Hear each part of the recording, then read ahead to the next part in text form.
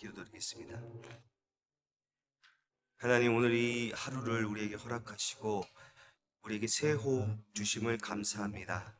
우리를 이렇게 하나님 앞에 나와 예배드림으로 이 하루를 시작할 수 있게 하심 또한 감사드립니다. 우리의 삶의 여정 가운데 날마다 하나님께서 행하신 일들을 찬양하며 또 하나님께서 우리에게 어떤 말씀하실지 날마다 귀 기울이며 날마다 그 말씀대로 살아가도록 우리의 삶을 인도하여 주시옵소서. 비록 우리가 아둔하고 완악하여서 하나님의 뜻을 모른 채 내 마음대로 살아가고 때론 허탄한 정욕대로 구할 때가 있지만, 그럼에도 불구하고 우리를 내버려 두시는 것이 아니라 성령께서 인도하셔서 조금씩이라도 주님 앞으로 주님 뜻 가운데로 나아가는 하나님의 사람 되게 하여 주시옵소서. 2024년에는 우리가 믿음으로 더욱 정진하기 원합니다. 연초이기에 여러 가지 계획들을 세우고 다짐하지만 하나님, 우리가 계획한 대로, 우리가 마음먹은 대로 되지 않는 것이 우리 인생임을 잘 알고 있습니다. 하지만 주님께서 우리 마음에 소원을 주시고 그 소원을 이루시는 분도 신실하신 하나님이심을 믿기에 우리가 하나님 앞으로 더 가까이 나아가고자 하는 이 믿음의 소망을 주님께서 이루어 주시기를 간절히 원합니다. 아무것도 없는 무에서 오직 말씀으로 세상을 창조하신 아버지 하나님, 우리의 삶에 무엇이 있어서 또는 우리가 그럴 만한 존재이기 때문이 아니라 오직 하나님의 은혜의 말씀으로 우리의 삶과 우리의 영혼이 새로워지기를 원합니다. 우리 영화교회가 오직 주님의 말씀으로 새롭게 세워지기를 원합니다. 하나님, 우리에게 성전 건축의 귀한 사명을 허락하시고 지금 우리는 하나님의 인도하신 가운데 임시처소의 시간을 보내고 있습니다. 하나님, 지금 이 시간이 우리 가운데 살아계시고 역사하시는 하나님을 만나고 경험할 수 있는 너무나 소중한 시간임을 고백합니다. 우리의 당연한 것 하나 없는 이 시간과 공간 속에서 우리 가운데 일하시는 하나님을 바라봄으로 하나님께서 이루어 가시는 모든 과정들을 감사함으로 고백할 수 있게 하여 주시옵소서. 여러 가지 어려움을 만날 때마다 더욱더 하나님을 의지하게 하시고 특별히 주변 이웃들과의 갈등과 문제들 가운데서 하나님께서 주시는 지혜로 잘 해결하며 그들의 마음 가운데 하나님 주시는 평강이 자리하게 하여 주시옵소서. 그곳에 예배당이 세워짐으로 지역이 복되게 하시고 주민들이 하나님의 영광을 볼 수 있게 하여 주시옵소서. 하나님, 우리 영화교회가 교회된 사명을 감당하기 원합니다. 우리를 한 교회로 부르신 하나님의 뜻을 구하며 하나님을 영화롭게 하는 교회 되게 하여 주시옵소서. 영혼을 구원하며 땅끝까지 이르러 주님의 증인으로서의 사명을 감당하는 교회 되게 하여 주시옵소서. 하나님을 온전히 예배하며 이웃을 사랑으로 섬기는 교회 되게 하여 주시옵소서. 이를 위하여 세우신 이들이 있습니다. 윤광서 담임 목사님 기억하여 주시옵소서. 하나님의 말씀을 전달하는 온전하고 깨끗한 통로가 되게 하여 주시고 이 교회를 하나님의 뜻 가운데로 이끌어 나가기에 가장 앞서서 하나님의 뜻을 구하며 교통하는 양무리의 본이 되게 하여 주시고 영과 육이 강건케 하여 주시옵소서. 하나님, 교회를 위해 세우신 직분자들이 있습니다. 하나님의 교회가 든든히 세워지도록 기꺼이 충성하며 헌신하는 믿음의 일꾼들 되게 하여 주시고 이를 통하여 교회가 세워질 뿐 아니라 모든 직분자들이 주의 일을 온전히 감당함으로 하나님께서 부어주시는 복이 그들의 삶에 드러나게 하시고 그로 말미암아 예수 그리스도의 향기를 드러내는 귀한 삶을 살 수 있도록 주님 인도하여 주시옵소서. 하나님, 교회에 각 기관과 모임들이 있습니다. 모든 기관과 모임의 주인이 하나님이심을 기억하게 하여 주시고 우리로 믿음의 장성한 분량에 이르기까지 우리를 하나 되게 하시고 성장케 하시며 성숙케 하시는 하나님의 손길을 기대하며 소망하게 하여 주시옵소서. 특별히 자라나는 믿음의 세대들을 위한 주일학교를 위하여 기도합니다. 이들이 하나님의 말씀을 온전히 배우고 그 배운 하나님을 삶 가운데서 만나며 고백하는 은혜가 있게 하여 주시옵소서. 믿음의 아름다운 유산이 물려지는 교회 되기를 원합니다. 자라나는 세대들이 이 악하고 음란한 세대 가운데서 믿음을 지켜낼 수 있도록 하나님 그들에게 흔들리지 않는 견고한 믿음을 부어 주시옵소서. 또한 교회 안에 여러 가지 소그룹 모임이 있습니다. 그 모든 모임을 통하여 우리를 진리와 사랑의 띠로 묶어주신 하나님의 뜻을 바라며 서로 돌아보고 믿음으로 세워주며 사랑으로 섬김으로 말미암아 하나님 나라에 이르기까지 함께 그 길을 동행하는 믿음의 식구들 되게 하여 주시옵소서. 우리 가운데 여러 가지 문제로 낙심하며 감사를 잃어버린 자들을 주님 기억하여 주셔서 하나님께서 그들의 삶 가운데 찾아가 주셔서 그들의 문제를 해결하여 주시고 그들에게 예수님 만난 참 기쁨을 회복하여 주시기를 간절히 원합니다. 하나님, 세계 열방 가운데 복음 들고 하나님의 사랑을 전하고 있는 선교사님들을 기억하여 주시옵소서. 그들이 눈물로 씨를 뿌리는 그곳에서 기쁨으로 단을 거두는 은혜를 주시옵소서. 그들의 모든 필요를 주님께서 아십니다. 까마귀를 통하여서도 필요를 공급하시는 하나님께서 우리를 주님의 손과 발로 사용하셔서 그들의 필요에 응답하시고 땅끝까지 복음을 전파하라 하신 그 사명을 함께 이루어가게 하시옵소서. 오늘도 주의 말씀 듣기 원합니다. 복음서를 통해 지금도 살아계셔서 우리에게 말씀하시는 생생한 주님의 음성을 듣게 하시고 이 말씀이 우리와 무관한 말씀이 아니라 우리의 영혼을 일으키며 오늘 하루를 살아가게 하는 생명과 소망의 말씀 되게 하여 주시옵소서. 감사드리며 예수 그리스도의 이름으로 기도드립니다. 아멘. 오늘 하나님께서 우리에게 주시는 말씀은 마가복음 4장 21절에서 29절까지의 말씀입니다. 마가복음 4장 21절에서 29절까지의 말씀, 하나님 말씀을 한 목소리로 함께 읽겠습니다. 또 그들에게 이르시되 사람이 등불을 가져오는 것은 말 아래나 평상 아래 두려함이냐 등경 위에 두려함이 아니냐. 드러내려 하지 않고는 숨긴 것이 없고 나타내려 하지 않고는 감추인 것이 없느니라. 들을 귀 있는 자는 들으라. 또 이르시되 너희가 무엇을 듣는가 스스로 삼가라. 너희의 헤아리는 그 헤아림으로 너희가 헤아림을 받을 것이며 더 받으리니 있는 자는 받을 것이요 없는 자는 그 있는 것까지도 빼앗기리라. 또 이르시되 하나님의 나라는 사람이 씨를 땅에 뿌린가 같으니 그가 밤낮 자고 깨고 하는 중에 씨가 나서 자라되 어떻게 그리 되는지를 알지 못하느니라. 땅이 스스로 열매를 맺되 처음에는 싹이요 다음에는 이삭이요 그 다음에는 이삭의 충실한 곡식이라. 열매가 익으면 곧 낫을 대나니 이는 추수 때가 이르렀음이라. 아멘. 우리는 계속해서 예수님의 그 비유의 말씀을 함께 듣고 있습니다. 여러분, 예수님께서 비유로 말씀하시는 것이 듣는 이로 하여금 잘 알아들을 수 있게 하려고 하시는 것일까요? 아니면 듣는 이들이 오히려 잘 알아듣지 못하도록 감추시기 위해 하시는 것일까요? 네. 특별히 예수님께서 하나님 나라에 대해서 비유로 말씀하시는 경우가 많습니다. 오늘 우리가 읽은 본문에서도 하나님 나라에 대해서 어떤 사람이 씨를 땅에 뿌린가 같다라고 이렇게 비유로 말씀하셨습니다. 그렇다면 과연 예수님께서 이 하나님 나라에 대하여 비유로 말씀하신 것은 그 하나님 나라를 쉽게 이해하고 받아들이기 위함일까? 아니면 그 하나님의 나라에 대하여 보기는 보아도 알지 못하고 듣기는 들어도 깨닫지 못하도록 감추인 비밀로 말씀하시는 것일까요? 일단 어제 우리 목사님과 함께 말씀을 나누었지만 예수님께서 이 비유로 말씀하시는 것은 그 비유를 듣는 무리들이 예수님께 그 하나님의 나라의 말씀을 듣고자 하는 그 이들에게 쉽게 그들의 일상과 그 연결하여서 알아듣기 쉽도록 받아들이기 쉽도록 하시기 위함이었습니다.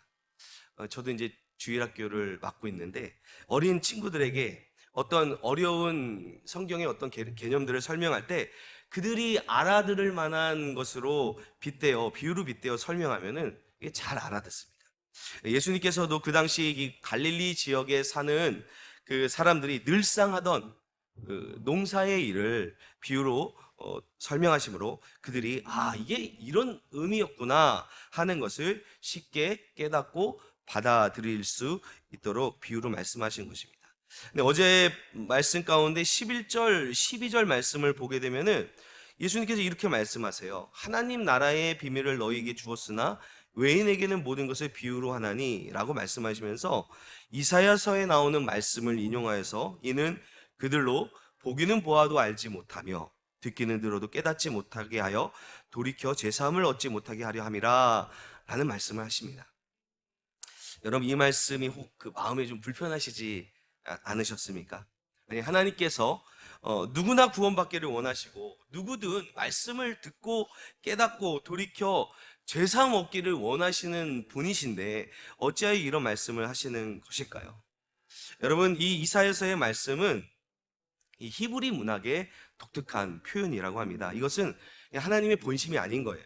어떻게 본다면 이게 동양적 사고라고도 볼 수 있는데, 예를 들자면 자녀가 공부를 너무 안 합니다. 학교 땡땡이 치고 학교도 잘 안 가고 그럽니다. 그럼 화가 난 부모님이 너 그렇게 공부도 안 하고 땡땡이 치고 그러다가 너 뭐가 되려고 그러니? 너 그러다 망한다. 너 그러다 거지 된다 이놈아 라면서 한다면 이것이 여러분 부모님의 진심인가요?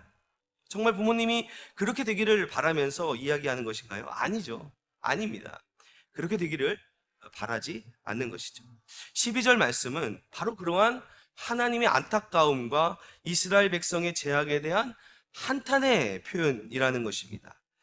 실제로 이 이사야 선지자가 소명을 받고 하나님께서 이제 이사야에게 말씀을 전하라고 하십니다. 그런데 그 말씀이 어떤 말씀이냐 하면, 너는 가서 하나님의 말씀을, 나의 말을 전하라 라고 하십니다. 그러나 그들이 네가 전하는 그 말씀을 듣고 그 명령에 순종하여 돌이킬 거라고는 생각하지 말아라. 그들은 너를 완강히 거부할 것이다.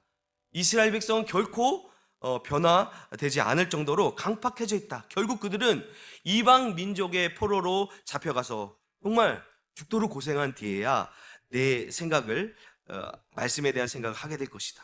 너의 사역은 이 백성의 완악함과 거부로 끝날 것이다. 이것이 사명이다 라고 말씀하세요.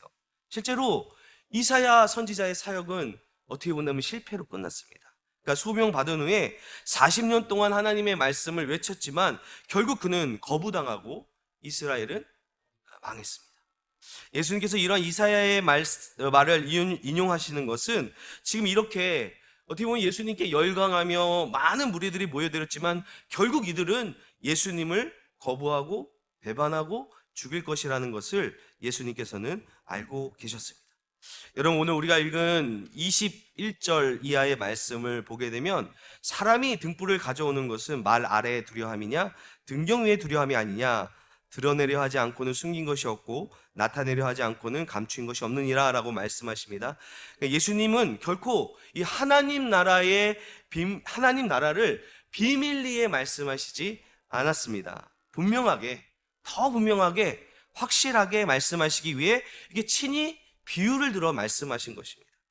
예수님께서 오심으로 또 그분의 말씀을 통해서 하나님 나라가 더 분명하게 드러나게 된 것입니다. 그런데 문제는 무엇이냐?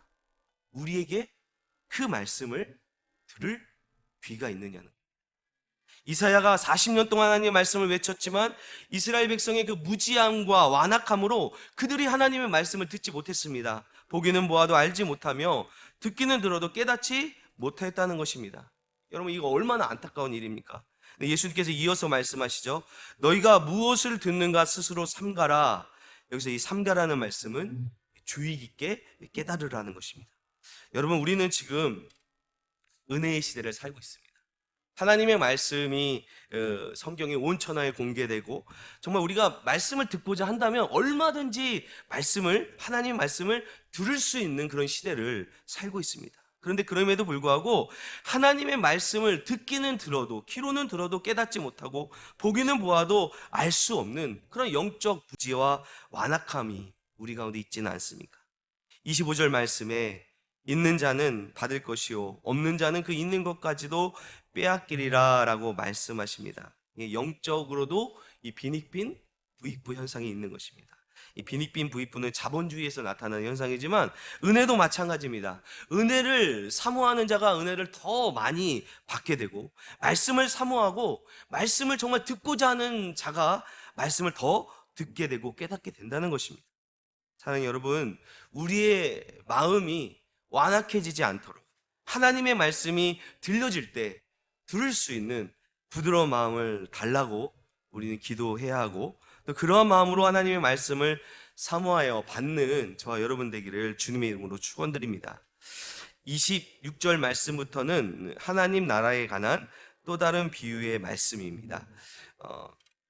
26절에 또 이르시되 하나님 나라는 사람이 씨를 땅에 뿌린과 같으니, 어떤 사람이 씨를 땅에 뿌립니다.